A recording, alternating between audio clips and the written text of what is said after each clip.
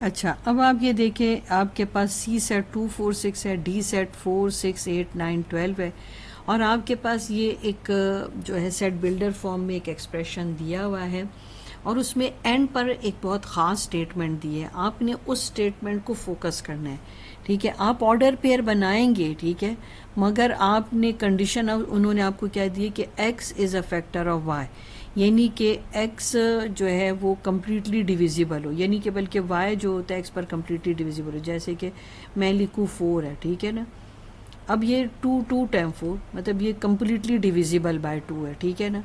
इस तरह से आपने एलिमेंट्स जो है ऑर्डर पेयर जो है वो जो है सेलेक्ट करने होंगे। आपने आर को टेबुलर फॉर्म में लिखना होगा, आपने इसी आर का डोमेन और रेंज फाइंड आउट करना होगा, आर का इन्वर्स निकालना होगा और एरो डायग्राम में शो करना होगा। इन सब चीज़ों से पहले आपको क्या करना होगा कि आप पहले आप कार्टीजियन प्रोडक्ट लें सी और डी का, जो मैंने यहाँ पर आपको करके दिखा दिया है, ठीक है। अब जब हमने ये कार्टीजन प्रोडक्ट ले लिया तो अब हम ये लिखते हैं write R in tabular form, ठीक है। ये मैंने आपके लिए लिख के यहाँ पर आपको दिखा दिया, क्योंकि मैं आपको यहाँ पर जो है इसका जो डेटा है वो दे चुकी हूँ, जैसे कि x is a factor of y। अब अगर मैं यहाँ देखूँ तो 4 2 पर कम्प्लीटली जो है डिविजिबल है, ठीक है। फैक्टर का मतलब ही ये हो कि वो आपको ऐसा नंबर आपके पास हो, x ऐसा नंबर हो जो इसको कम्प्लीटली कैंसिल कर दे। 2 3 टाइम 6 है, ठीक है, इसी तरह 8 है, ये इस पर कम्प्लीटली डिविजिबल है, ठीक हो गया ना। तो आपने ऐसा जो है जो पेयर है वो सेलेक्ट करना है। देखो x जो है is a factor of y है, यानी 2 जो है 4 का फैक्टर है, ठीक है, 2 6 का फैक्टर, यानी इसको वो कम्प्लीटली जो है वो उसको डिवाइड कर देता है, कैंसिल कर देता है। 2 6 टाइम 12 है, 4 1 टाइम 4 हो गया, ठीक है। इसी तरह ये इस तरह से, मतलब जब भी कभी आपके पास इस तरह की आपको कंडीशन थी हो तो आपने इस कार्टीजन प्रोडक्ट में से जो आपने ऑर्डर पेयर सेपरेट करने हैं वो इस तरह से सेपरेट करने होते हैं, ठीक है। इस तरह 4 डिवाइडेड बाय 3 12 डिवाइडेड बाय 4 है, 6 डिवाइडेड बाय 6 है, 12 डिवाइडेड बाय 6 है, यानी इसको कम्प्लीटली इसको जो है इस पर डिविजिबल हैं, यानी ये इसके फैक्टर हैं। अब हम इसका नेक्स्ट पार्ट देख लेते हैं। अब देखें, अब वही जो आर है हमने अब उसी पर आंसर करना है, सेकंड पार्ट का आंसर करना है, find domain and range of R. अच्छा, अब आप डोमेन निकाल रहे हैं आर का, तो डोमेन आपको पता है फर्स्ट एलिमेंट होते हैं, जितने भी फर्स्ट एलिमेंट है रिपीट हो रहे हैं तो एक ही मरतबा लिखेंगे, 2 4 और 6 हो गया। और जो रेंज है आपकी इसकी, ठीक है ना, रेंज ऑफ आर, तो वो रेंज आपके पास है क्या है, 4 है, 6 है, 8 है और 12 है, ठीक है। अगर रिपीट हो रहे हैं तो आपने एक ही मरतबा उसको लिखना होगा, ठीक है। अब आपने आर का इन्वर्स निकालना है, ये बहुत ही इंटरेस्टिंग आपके पास क्वेश्चन है, ठीक है। जब आप इस आर का इन्वर्स लेते हैं तो आप वैल्यू को फ्लिप कर देते हैं, ठीक है। डोमेन की जगह रेंज आ जाता है और रेंज की जगह डोमेन आ जाता है, तो ये 4 2 हो जाएगा आपके पास, ये 6 2 आपके पास हो जाएगा, ये 8 2 हो जाएगा आपके पास, ये 12 2 हो जाएगा आपके पास, ये 4 और 4 तो खैर ऐसे ही रहा, फिर 8 और 4 हो जाएगा, ठीक है, 12 की और 4 हो जाएगा, ये फ्लिप हो जाएंगी वैल्यू, ठीक है ना। और आपके पास यहाँ आ जाएगा 12 एंड 6, ये आर इनवर्स हो गया। अब हमने क्या करना है, इसका जो है एरो डायग्राम शो करना है, आपने इसका बेसिकली आर का एरो डायग्राम शो करना है। अब देखिए 2 जाएगा आपके पास 4 के साथ, ठीक है, 2 गया 4 के साथ, आप एरो बनाते जाएं, फिर 2 गया आपका 6 के साथ, फिर 2 गया आपका 8 के साथ, फिर 2 गया 12 के साथ, ठीक हो गया। अब आपके पास आ गया 2 का, तो 1 2 3 4 थे, अब हम ले लेते हैं 4। अब 4 जाएगा 4 के साथ, फिर 4 जाएगा 8 के साथ, फिर 4 गया 12 के साथ, ठीक हो गया। अब हम ले लेते हैं 4 भी हो गया, अब 6 ले लेते हैं, 6 आपका गया 6 के साथ और 6 गया 12 के साथ,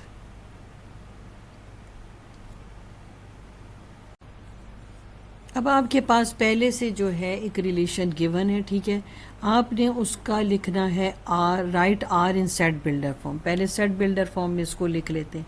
ये मैंने आपके पास यहाँ दिया हुआ है। अगर आप देखें एक्स और वाई का आपस में रिलेशन क्या है, यानी कि आप कैसे इक्वेशन जो है इसकी फॉर्म कर सकते हैं। ये एक्स है और ये वाई है, एक्स की वैल्यू 2 है और वाई की वैल्यू 0 है। अच्छा, मैं ज़रा वैल्यूज़ लिख दूँ ना तो आप खुद भी फैसला कर सकते हैं, ठीक है। अब देखें आपको क्या इसमें दिखाई दे रहा है कि ये 2 4 6 है और 0 2 4 है, ठीक है, मतलब कितने कितने का डिफरेंस आ रहा है। यहाँ तो आपको 2 का डिफरेंस नहीं दिख रहा, यहाँ देखिए 2 का डिफरेंस है, ये देखिए ये 2 का, सब वैल्यू में यहाँ पर 2 का डिफरेंस है। अब देखो आप तो फॉर्मूला बना चुके हो आराम से। ये देखिए रिलेशन में आपने कैसे लिखना होता है सेट बिल्डर फॉर्म में, set of all x and y, ठीक है, such that x minus y is equals to 2। और यहाँ पर आपने करके देख भी लिया था, 8 को 6 से सब्ट्रैक्ट करें तो 2 है, 10 को 8 से सब्ट्रैक्ट करें तब भी 2 आता है, ठीक हो गया। अब दूसरा पार्ट है find domain and range of R. अब आपने इसी आर का, ये जो आर है इसी का आपने डोमेन निकालना है और इसी का आपने रेंज निकालना है। डोमेन ऑफ आर लिखने आप तो आपके पास फर्स्ट एलिमेंट डोमेन होता है 2 4 6 8 10, ठीक है। अब आप इसी का रेंज निकाल लें, ठीक है, रेंज ऑफ आर आपके पास आ जाएगा। तो जो सेकंड एलिमेंट होता है वो रेंज होता है, तो वो आपके पास है 0 है, 2 है, 4 है, 6 है और 8 है, ठीक हो गया। अब right are inverse in tabular and set builder form. अब हम ये कर लेते हैं और फिर एरो डायग्राम इसका बना लेंगे। अब आपने क्या करना है, इसका इन्वर्स ले लेना है। इन्वर्स लेने में आप वैल्यू को फ्लिप कर देते हैं, डोमेन की जगह रेंज ले लेते हैं और रेंज की जगह आप डोमेन लिख लोगे, ठीक है। ये आपने वैल्यू को फ्लिप कर दिया 8 और 10। अब आपने क्या करना है कि इसका टेबुलर फॉर्म भी हो गया, अब हमने सेट बिल्डर फॉर्म लिखना है। तो सेट बिल्डर फॉर्म भी तकरीबन मिलता ही जुलता था। अब आपके पास क्या आ गया, ये x है और ये आपके पास y है, ठीक है। अब y माइनस एक्स हम कर लेते हैं क्योंकि वही फॉर्मूला चल रहा है ना, तो वो 2 कर लेंगे, ठीक है। y 2 है माइनस 0 तो 2 है, y 4 माइनस 2 है तो 2 है, ठीक है। अब चले हम इसका लिख लेते हैं, पहले टेबुलर फॉर्म लिख लेते हैं, वो भी हमने कर ली, और सेट बिल्डर फॉर्म अब हम कर लेते हैं, ठीक है। इसका सेट बिल्डर फॉर्म,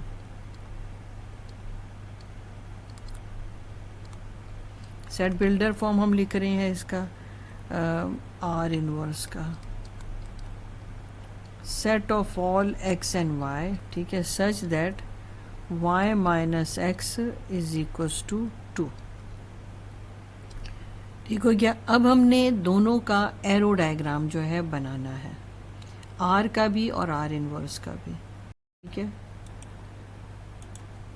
फिर आपके पास 4 जो है वो 2 के साथ चला जाएगा, फिर 6 4 के साथ किया आपका, फिर 8 6 के साथ किया आपका। इसको आप देखें ऑर्डर पेयर को, ठीक है। 10 गया आपके पास 7 8 के साथ। अब यहाँ पर आपके पास आर इनवर्स का भी आपके पास है, ठीक है ना, आर इनवर्स आप ले रहे हो, ठीक है, और आप उसको एरो डायग्राम से शो कर रहे हैं, ठीक है। चलिए अब हम इसको एरो डायग्राम से शो करते हैं। अब देखिए 0 गया 2 के साथ, 2 गया 4 के साथ,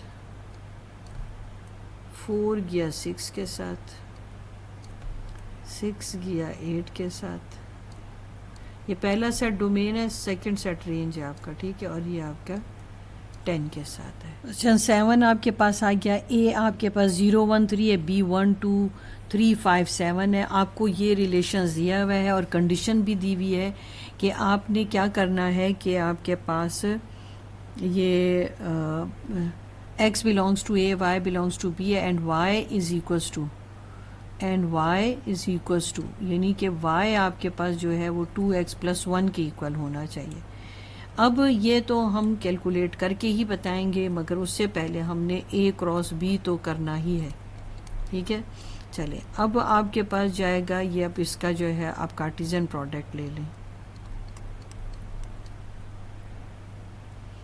0 जाएगा 1 के साथ, 0 2 के साथ, 0 आपका 3 के साथ, 0 जाएगा 5 के साथ, 0 जाएगा 7 के साथ, ठीक है। फिर 1 1 के साथ जाएगा, 1 2 के साथ जाएगा, 1 3 के साथ जाएगा, 1 5 के साथ जाएगा, 1 7 के साथ जाएगा। अब रह गया 3 3 1 के साथ जाएगा, 3 2 के साथ जाएगा, 3 3 के साथ जाएगा, 3 5 के साथ जाएगा और 3 7 के साथ जाएगा, ठीक है।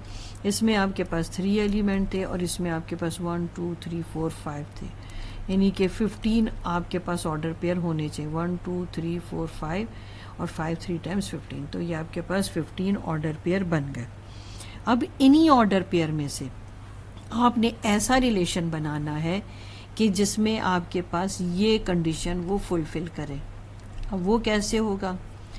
आपने क्या करना है, x में आपने ऐसी वैल्यू डालें, यहाँ पर से x, ये आपके पास a सेट x सेट होता है ना, b सेट y सेट होता है, तो x की वैल्यू आप यहाँ पर सब्स्टिट्यूट करें 0 और ये +1, ठीक है। ये 0 + 1 हो गया और ये आपके पास 1 हो गया, यानी कि आपके पास y निकल आया। x आपके पास जब 0 था तो y आपके पास 1 था, यानी आपने इस कंडीशन के अकॉर्डिंगली आपने यहाँ पर रिलेशन बनाना है, ठीक है। ये 0 1 आपका पहला आ गया ऑर्डर पेयर। अब आप ऐसे करें कि यहाँ पर x की जगह आप 1 सब्स्टिट्यूट करें और +1 देखें आपके पास y क्या आता है, आपके पास y 3 आता है। तो जब आपने x 1 लिया तो y क्या आ गया, 3 आ गया। यहाँ पर अब आप क्या करें, x की जगह आप सब्स्टिट्यूट करें 3 2 टाइम्स 6 और 1, तो ये आपके पास आ गया 7, यानी कि जब x आपने लिया 3 तो y आपके पास क्या आ गया 7। बस इतने ही आपने इसके जो थे रिलेशंस में जो थे ऑर्डर पेयर लिखने थे। अब आपने क्या करना है, इसका इन्वर्स ले लेना है, तो आप वैल्यू फ्लिप कर ले, 1 और 0 हो जाएगा, 3 और 1 हो जाएगा और 7 और 3 हो जाएगा। यानी जब आप इन्वर्स लेते हैं तो डोमेन रेंज बन जाता है और रेंज डोमेन बन जाता है। क्वेश्चन नंबर 8 हम स्टार्ट कर रहे हैं। s = 1 2 4 8 है और t आपके पास 3 पावर 0 3 पावर 1 3 पावर 2। अब जब आप t सेट देखें तो देखें आपने इसको यूँ रीड करना है, 3 अगर किसी की पावर 0 होती है तो वो 1 हो जाता है, 3 की पावर 1 तो 3 हो जाएगा, अगर 3 की पावर 2 9 हो जाएगा, ठीक है। यानी कि ये जितने मैंने आपके पास कार्टेशियन प्रोडक्ट में ये ऑर्डर पेयर बनाए हैं, तो ये अब आपने अपने जहन में ये चीज़ रखनी। ये जो आपके पास दिख रहा है ना, ये वाला ऑर्डर पेयर, इसको आप 1 रीड करें और ये जो आपको जो है रेंज यहाँ पर दिख रही है इसको आप 9 रीड करें, यहाँ पर भी इसको आप 1 रीड करें और यहाँ पर आप इसको 9 रीड करें, ठीक है। तब आपको मेरी बात समझ आएगी। देखें, बनाए आप ऐसे ही ऑर्डर पेयर, मगर आपने पेंसिल से उसके ऊपर ये ऐसे लिख लेना ताकि आपसे क्वेश्चन में मिस्टेक ना हो करने में, ठीक है। अब आपने क्या करना है, इन्होंने कंडीशन इसमें रिलेशन में क्या दी है कि set of all x y such that x belongs to S, यानी एक्स जो है वो सेट एस से बिलोंग करता है, and y belongs to T, और वाई जो होता है वो टी सेट से बिलोंग करता है, एंड एक्स = वाई। कंडीशन उसने क्या दी है, ऐसा ऑर्डर पेयर आप पिक करें जिसमें एक्स और वाई इक्वल हो। चलो देखो कहाँ पर एक्स और वाई इक्वल है। अब ये देखिए ये 1 है और 3 पावर 0 का मतलब भी 1 है, ठीक है। और कोई है ऐसा जो सिमिलर हो, और कोई भी ऐसा नहीं है, तो बस आपके पास ये आप लिखेंगे ऐसे ही।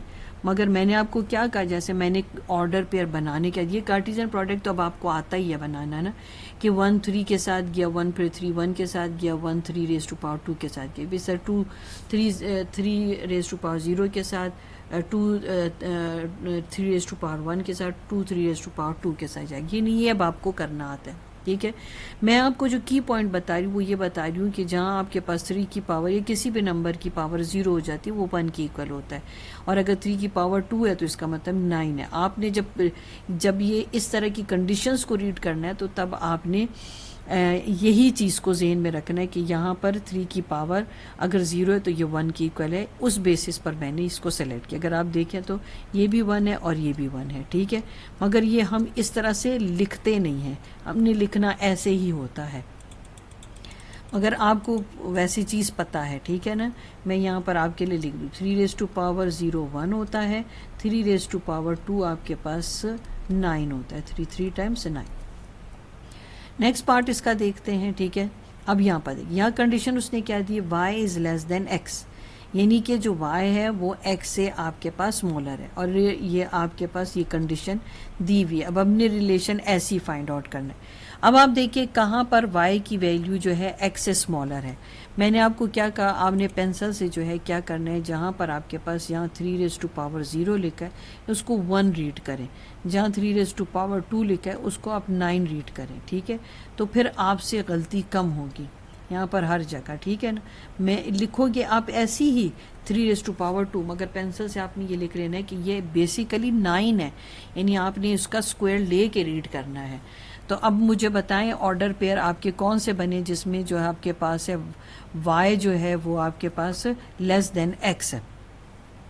अब y लेस देन x में एक तो मुझे ये दिख रहा है 2 3 रेज़ टू पावर 0, ठीक है। फिर एक 4 3 रेज़ टू पावर 0, एक ये भी आपको दिख रहा है, एक 4 3 रेज़ टू पावर 1। फिर आपके पास है 8, इसमें हर जगह आपको y जो होगा वो स्मॉलर दिखता होगा, ठीक है। ये देखें, ये आपके पास इसमें से मैंने ऑर्डर पेयर पिक कर लिए, ठीक है। ये देखिए 2 और आपके पास ये 3, ये देखिए अब ये आपके पास ये y है ना, है ये स्मॉलर है और ये x जो है वो ग्रेटर है, ठीक है ना। ये सिंबल ऐसे लिखा हुआ है मगर मैं आपको सिखाना चाह रही हूँ। तब ये देखिए ये y है, ये लेस देन आपके पास x है, क्योंकि ये 1 है और ये 4 है, ठीक है। ये 1 है और ये आपके पास 2 है। तो अब ये x है आपके पास और ये y है आपके पास, ये x है और ये y है। अब ये आपके पास 8 है और ये 1 है, ठीक हो गया। और ये आपके पास x हो गया और ये आपके पास y हो गया, ठीक है। ये देखिए, तो इस तरह से अब आपको ये चीज़ समझ आ चुकी है। ये मैंने दोनों पोर्शन आपकी समझ के लिए किए हैं। इसका नेक्स्ट पार्ट देखते हैं। अब ये देख क्या कंडीशन दी है कि x और y को ऐड करो तो इवन नंबर है। अब ये कार्टेशियन प्रोडक्ट आपका हर जगह पर यूज़ होगा इन सब क्वेश्चन में, ठीक है। तब आपको पता चल गया होगा कि इसकी क्या इंपॉर्टेंस है। ये 1 रीड करेंगे, ये आप 9 रीड करेंगे, इसको भी आप 1 रीड करें, ठीक है, और इसको भी आप 9 रीड करें, ठीक है ना। अब हम इसका निकाल लेते हैं, ठीक है ना, R3 का निकाल लेते हैं। अब देखें, आप दो नंबर को ऐड करें, यानी डोमेन और रेंज को ऐड करें और इवन नंबर आ जाए। अब इसमें आप देख लें कौन कौन से आपके पास बनते हैं। 1 + 1, तो यानी कि ये आपके पास आता है। फिर है 1 + 3, ये भी इवन नंबर बनता है। फिर आपके पास 9 और 1, तो यानी कि ये भी आपके पास बनता है। तो ये देखिए, ये आपके पास आ गया 1 3 टू पावर 2 आ गया, 1 3 टू पावर 0 हो गया, और 1 और 3 ये वाले आते हैं। यानी कि अगर अब मैं आपको इसको प्रूफ करके दिखाऊं तो ये देखें, अब 1 + 1 क्या आता है 2, ठीक है। अब ये 1 + 3 आपके पास आता है 4। अब ये 1 प्लस ये आपके पास क्या 9 है, तो ये आता है 10। ये सारे इवन नंबर हैं, ठीक है। ये मैंने आपको सिखाया है। अब नेक्स्ट क्वेश्चन देखते हैं। अब आपके पास है x और y मल्टीप्लाई करो और ऑड नंबर आ जाए, ठीक है। अब मैं एक मरतबा आपको बता चुकी हूँ, इसको आपने 1 ही रीड करना है और इसको आपने 9 रीड करना है। इसको आपने 1 रीड करना है और इसको आपने 9 रीड करना है, ठीक है। फिर आपको जल्दी समझ आएगा। अब हमने निकालना है R4, ठीक है। R4 में देखें कि दो नंबर्स को मल्टीप्लाई करें, डोमेन और रेंज को, और आपके पास ऑड वैल्यू आ जानी चाहिए। अब देखें 1 × 1, ठीक है। फिर है 1 × 3, ये भी ऑड बनता है। फिर 1 × 9 भी आपके पास ऑड बनता है। ये देखें, ये 1 × 1 है, 1 × 3 है, 1 × 9 है। ये देखिए 1 3 और 9, ये सारे ऑड नंबर्स हैं, ठीक है, ये आपको समझाया गया है। और आपने ऑर्डर पेयर इधर ही से पिक करने की, मैंने इधर ही से लिए, ठीक है। अच्छा, अब आपके पास आ गया, अब मेरे ख्याल में मुझे लिखने की ज़रूरत है नहीं, अब आपको ये पता चल गया 1 है, ये 9 है, ये 1 है और ये आपके पास 9 है, ठीक है। अब R5 हमने फाइंड आउट करना है, जिसमें आपके पास y जो है, अगर डोमेन को आप 2 से मल्टीप्लाई करें, ठीक है, 2 से मल्टीप्लाई करें तो भी वो आपका उसमें y जो होगा वो उससे ग्रेटर होगा। अब ऐसे नंबर आप देख लें, अगर मैं यहाँ पर 1 से करूँ मल्टीप्लाई तो मेरे पास आ जाएगा 2, और ऐसा नंबर देखें कि 2 स्मॉलर हो, y ग्रेटर हो, तो वो आपके पास है 3, ठीक है। यानी मेरा ऑर्डर पेयर क्या बना, x मैंने 1 लिया और y मेरे पास क्या आ जाएगा 3, ठीक है ना। मैं यहाँ पर रफ वर्क आपको कर दूंगी ताकि आपके लिए सोचना भी आसान हो जाए, ठीक है। अब x ले लेते हैं, 1 ही ले लेते हैं, ठीक है। अब देखिए y ग्रेटर कौन सा होना चाहिए, यहाँ पर 3⁻² कर लेते हैं, यानी 9, यानी कि x मेरा अगर 1 होगा तो y मेरे पास 3⁻² होगा, ठीक है, ये हो गया। अच्छा, अब ज़रा स्पेस बना लें यहाँ पर,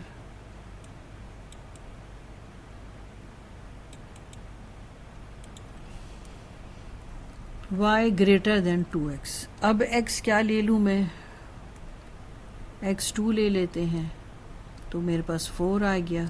अब ऐसी वैल्यू देखिए y की जो 4 से ग्रेटर हो, y की ऐसी वैल्यू देखें जो 4 से ग्रेटर हो, मुझे तो ये दिख रहा है 9, ठीक है। तो आपके पास x जब आपने देखें यहाँ 2 लिया था तो y आपके पास क्या था, 3⁻²। अब y ग्रेटर देन 2x। अब x कुछ और ले लें आप, 4 ले लेते हैं, चलें हम, 8 आ गया। क्या कोई वैल्यू ऐसी है जो 8 से ग्रेटर हो, हाँ वो मुझे ये दिख रहा है 9। तो जब आपने x 4 लिया था तो y आपके पास क्या था, 3⁻²। अब देखिए क्या ये ग्रेटर है कि नहीं है, प्रूफ करके भी आपको दे दूं।